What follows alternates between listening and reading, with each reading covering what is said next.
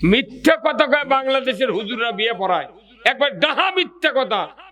এত টাকা দেনমোহর, এত টাকা নগদ, এত বাকি, এত নগদ, চাহিদা মাত্র দিতে বাধ্য থাকিবে। এই অঙ্গীকারে তোমাকে ইসলামের সরাসরি অনুযায়ী শাদী করিতে আসিয়াছে, তুমি তাকে স্বামীত্বে কবুল করো। উকিল কি চাপ দেয় করো, কতক্ষণ। কিন্তু কি কথা বলছে যে এত নগদ এত বাকি। ওই মেয়েটা আর ওই মেয়ের বাপের যদি বিবেক থাকতো, ওই মেয়েটার যদি বিবেক থাকতো, সাথে সাথে বলতে পারতো যে না, আমি বাকি কবুল বলবো না, তোমাকে কবুল করলাম না। কতক্ষণ।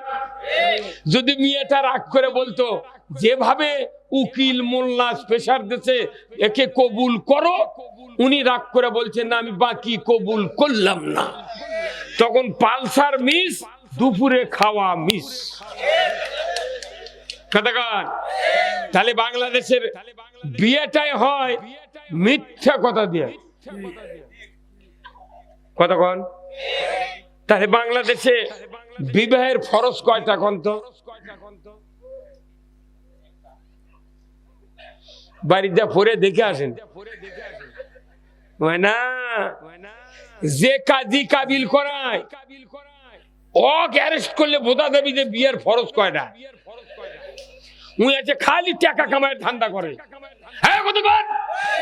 উনি করছে হাজারে দাও 60 টাকা করে, বিয়ে খালি লিখে লিখে চলে গেল। ওই কাজীকে জিজ্ঞাসা করে, এই কাজী তুমি যে কাজীগিরি করার জন্য মাস্তানি করিচ্ছ, তুমি কত বিয়ের ফরজ কয়টা? কাজী খবর পারে না, ইমাম খবর পারলো না, আপনি পারলেন না, তাহলে বিয়ের ফরজ আদায় হইব কেমনি? ওজুর আইন কয়টা? ওজুর আইন বলে একটা, 4টে ওজুর আইন 4টে। ধন্যবাদ। তাহলে বিয়ের আইন কয়টা? 2টা। হ্যাঁ মারহাবা। বিয়ের আইন 2টা। প্রথমটা হলো মোহরানা পরিশোধ, আর দ্বিতীয়টা হলো ইজাব কবুল। এই দুটো হলো বিয়ের ফরজ। কিন্তু আমার দেশে মোহরানা ফরজ এটা আদায় করে না, খালি কবুল আলহামদুলিল্লাহ। পালসার পাওয়ার জন্য কবুল আলহামদুলিল্লাহ। কতক্ষণ।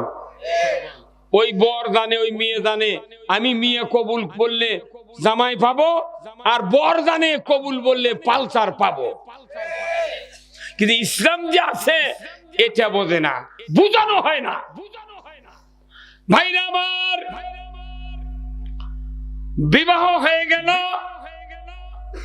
আপনি স্ত্রীকে নিয়ে বাসায় গেলেন, সকালবেলা উঠলেন, আপনার স্ত্রীকে বললেন, পানের স্ত্রী নাসিমা, তোমাকে আমি বিবাহ করে এনেছি কষ্ট করে করে, 4-5 দিনে বিভিন্ন কাজ কারবার, ঘুম জেগে আমার মাথা বিষ করতেছে, তুমি একটু মাথাটা টিপে দাও। কয়েকদিনের চলাফেরায় কাপড় চোপড় ময়লা হয়ে গেছে, তুমি পরিষ্কার করে দাও। আর সকাল সকাল ভাত পাক করবে, আমি ভগ্নিপতিকে দাওয়াত দেওয়ার জন্য যাব। এই 3টা অর্ডার করেছেন আপনার নব স্ত্রীকে। নতুন স্ত্রী তখন বলছে, ওগো নাসিম, তোমাকে আমি স্বামী হিসেবে গ্রহণ করেছি, কবুল বলেছি, কিন্তু তোমার মাথা টিপে দিতে হবে এটা তো আমি বলি নাই, তোমার কাপড় পরিষ্কার করতে হবে এটা তো বলি নাই, তোমাকে তাড়াতাড়ি ভাত পাক করে দিতে হবে এটা তো আমি বলি নাই, আমি এইগুলি পারবো না, তোমাকে কবুল বলেছি, এটাই আমার জন্য যথেষ্ট। বলুন তো আপনি স্বামী হিসেবে ওই স্ত্রীকে কি আর ভালোবাসবেন? হ্যাঁ সবাই দূর করে পারবেন? কেন পারবেন না? না, এই বুদ্ধি দিয়ে হবে না। কথা শুনে না নয়, আপনি শিক্ষিত মানুষ হলে বলবেন, ও নাসিমা আমার স্ত্রী, তুমি জানো না, তুমি যখন কবুল বলেছ তখন তোমার ওই কবুলের ভেতরে ভাত পাক করা, কাপড় পরিষ্কার করা, মাথা টিপে দেওয়া, আমার জল হলে মাথায় পানি দেওয়া, আমার কাপড় যদি ছিঁড়ে যায় সেলাই করতে হবে, আমার জীবন যৌবন হেফাজত করতে হবে, আমার জন্য যা দরকার তোমাকে সেটা দিতে হবে। তুমি জানো না কবুলের ভেতরে যত চাহিদা আমার আছে সব কিছু কবুলের ভেতরে ঢুকান আছে। জোরে বলুন ঠিক কিনা? স্ত্রী আপনার সাথে ঘর করতেছে, দাম্পত্য জীবনের মিলনের কারণে গর্ভবতী হয়েছে, 6 মাস পর ব্লাউজ চিরে গেছে, 7 মাস পর মেক্সি চিরে।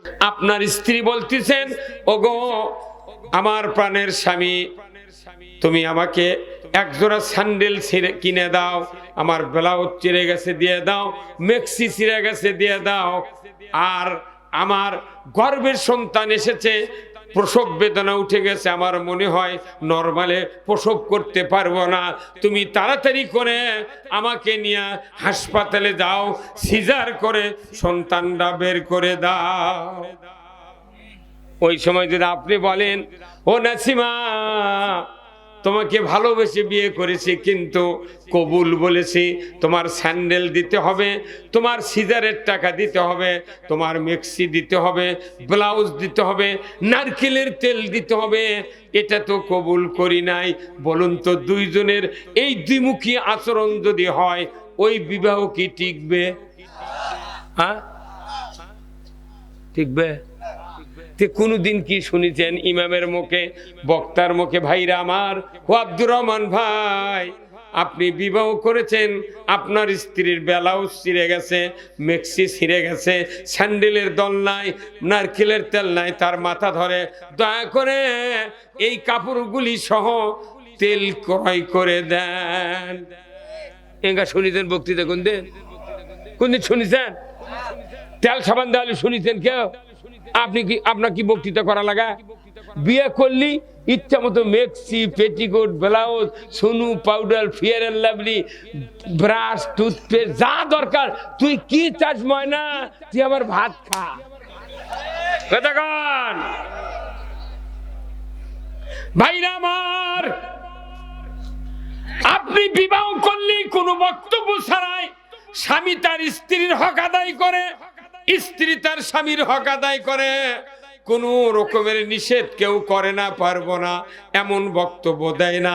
তাহলে কবুল বললি স্বামীর হক স্বামী আদায় করে, স্ত্রীর হক স্ত্রী আদায় করে, ঠিক কিনা? তাহলে ওটা হলো বিয়ের জন্য কবুল। আর আল্লাহ আর রসুল কবুল করেছি, লা ইলাহা ইল্লাল্লাহু মুহাম্মাদুর রাসূলুল্লাহ, একমাত্র আল্লাহ আমাদের রব, আল্লাহ আমাদের সৃষ্টিকর্তা, মুহাম্মদ সাল্লাল্লাহু আলাইহি ওয়াসাল্লাম তার প্রেরিত রাসূল। আপনি কবুল বললে স্ত্রীর সব দেন, স্ত্রী কবুল বললে স্বামীর সবকিছু হেফাজত করেন।